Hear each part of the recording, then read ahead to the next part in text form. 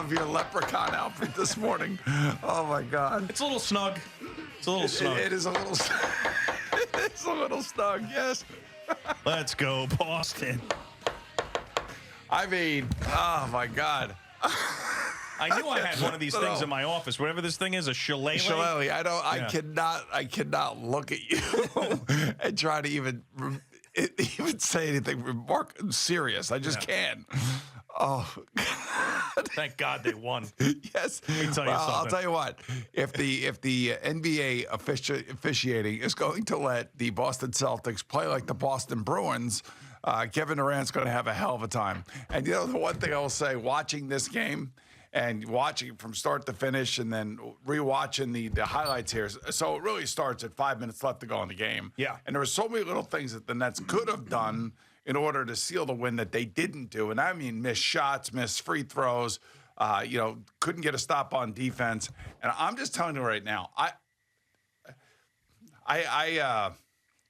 don't really want to get on him because I like him and I think he's in a really impossible situation and has been for 3 years. But I'm not really sure what Steve Nash is doing because they have no offense other than give the ball to either Kyrie or Kevin. And they're so great and they're such amazing players that they can go get whatever shot they want.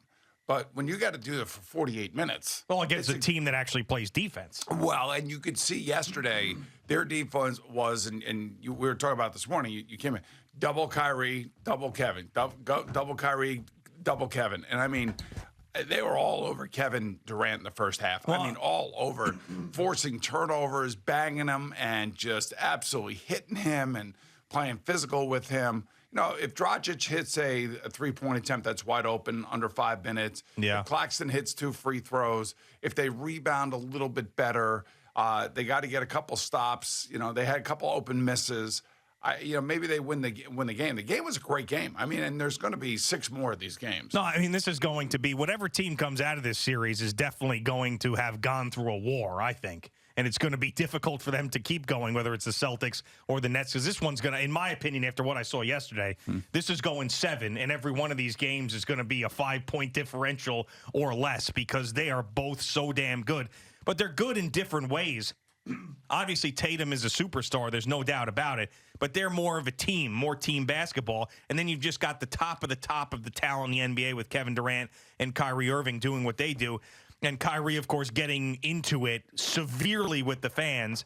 And the fans are all over his ass, as we know. I think it inspires him to play better. I really do. Like, the fans think they're getting to him. I mean, when he is on and he's hitting shots, he is the smoothest, most lethal player.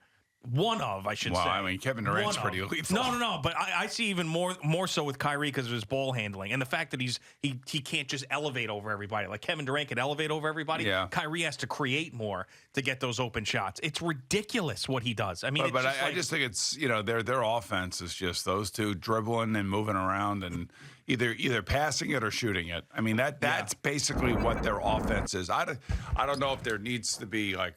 It just seems to me it's like, let's just run down there, give it to them, let them create their plays, and then if they get the shot, they get the shot. If they don't. Well, let me ask you, like, what would you do then if you were Steve Nash, if you have these two guys? Like, I feel like I'd be doing the same thing. Yeah, I guess you have no other choice. But, and then the other 3 guys just stand around and watch. And that's one of the reasons why, or at least early in the game anyway, rebounding. I don't know. I don't know what they were doing on the defensive boards because the offensive boards. You could just stand there and, you got your 2 guys in your corner. You got your 1 guy floating around the middle trying to stay out of the way. But I can't sit here and argue with it other than the fact that, they both played their asses off. They both scored a ton of points. Kevin didn't have one of his better games. But then again, that's due in large part to what Boston was doing to him. Yeah, and they were comfortable with Jason Tatum on Kevin Durant a lot of the game. Just one-on-one. They were comfortable with it. And there was a couple of blocked shots there by Tatum, and obviously Tatum was on him on that final shot that was a miss, that was really a force at that point. Once Kyrie was doubled and kicked it back out to Kevin Durant, and then that led to the game-winning layup from Jason Tatum. But, Tatum, if Tatum takes down these 2 guys with the types of games that he had yesterday, then there is no more discussing whether or not he is an upper echelon superstar, because And the fact that this was what would scare me if I were a Nets fan is the way that final possession went. Because here you have a team that has a timeout left. They don't call a timeout. And then under pressure are moving the ball in the way that they are and find their best player for a layup. Like, does that happen with the Nets? No. In their most important possessions, it's basically give it to the best players and then have them shoot a three. Like that, So you're right about you're talking about team basketball as opposed to superstar basketball, right? And the superstars came to play. There's no question about it. But I also think that the Celtics' strategy on defense, it's a 1-point game. I mean, it can go either way. I mean, the fact that the Nets got down by 15 in the start of the second half, and then were able to come all the way back and then take the lead and have a chance to extend the lead from 5 points to it was either 7 or 8 points. I forget which one it was, but under 5 minutes, you got to just you can't sit here and just say this guy blew it or that guy blew it. I mean, it came down to the last shot. This is going to be a great series. No way the Nets are out of this. I mean, I just said I think it's going to go 7 games, and obviously I'm rooting for the Celtics, but I mean, I'm not. What makes us think that you're rooting for the Celtics? Right. I made another purchase too. Not something like this ridiculous, but I bought another Celtics thing for Wednesday. Now, do you think when Sabrina gets up this morning, she's on her way to Pittsburgh. Oh, she is? Yeah. Oh, so she's not going to be able to see this. Yeah. Oh, it's too bad. My week of Al Dukes has started. Oh, it has started. Okay, so she's not going to be able to see this today. Daddy's in a green little leprechaun outfit. That is right. I mean, maybe right before they leave, because they're leaving in a little bit. Maybe right before they leave. But yeah. So you got to stand up. Stand up for a second. Oh yeah, hold on. Yeah.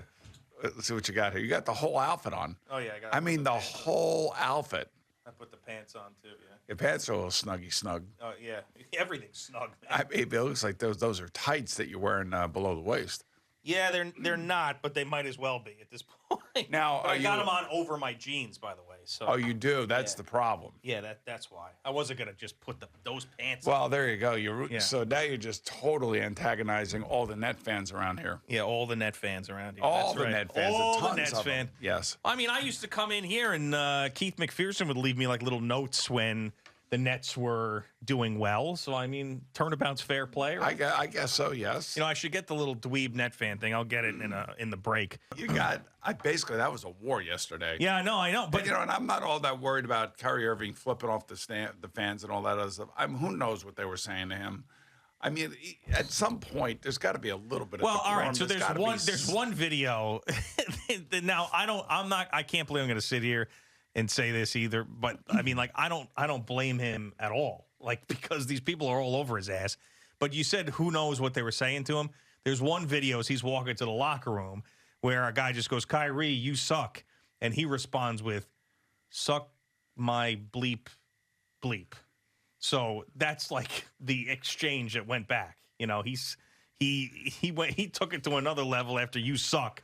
Yeah, and also a lot of middle fingers, and then. But he'd been dealing with it for 3.5 hours, and I'm sure it was in pregame. Yeah, I mean, it's like enough's enough. I'm sure. Yeah. I mean, at the end of the day, all right, nobody's winning in this. We get it. You hate him. He screwed you. Right. So what? Now just go and beat him. The best thing you could have happen is what happened yesterday. Is be able to walk off the court winners. That's the point, because especially he had the best game out of everybody. Oh, he did. I mean, I think it actually inspires him to play better. I mean, rooting against him is so hard to do when he's on, because it's just like every time he gets the ball, like, I hate to make this comparison, but I will, and I'm not saying that he's this guy. Then why make the comparison?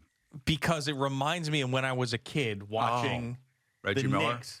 Yeah, and Reggie Miller. And every time he got the ball, I'm like, this son of a bitch is going to sink a three. Well, he's better than Reggie Miller. I know he is, but, I mean, you're talking 90s basketball, but that's basically, he's more talented than Reggie Miller. But Reggie Miller's a Hall of Famer, let's not forget. Well, I'm not saying he's not, but I'm just saying this guy's a Hall of Famer. He's more talented, yeah. If Kyrie wasn't as screwy as he is, right. he'd be a Hall of Famer's Hall of Famer. That's how good he is. Right, but he's like, got all this other crap and stuff around him and all this other nonsense that drives fans like Boston fans crazy, and I'm sure Cleveland fans crazy, and at times Net fans crazy. But if this is the version of Kyrie you're going to get, and Steve Nash is just going to throw the ball out there and say, okay, you two guys go do what you do, then the other three got to play off of you, whoever's out there with you, then we'll figure it out. Did you feel that's basically what they're doing? Do you feel like you were watching a different NBA game? Like 100%. Yeah, of course. This is where they earn their money, and they did. Kevin Durant earned his money yesterday. Jesus.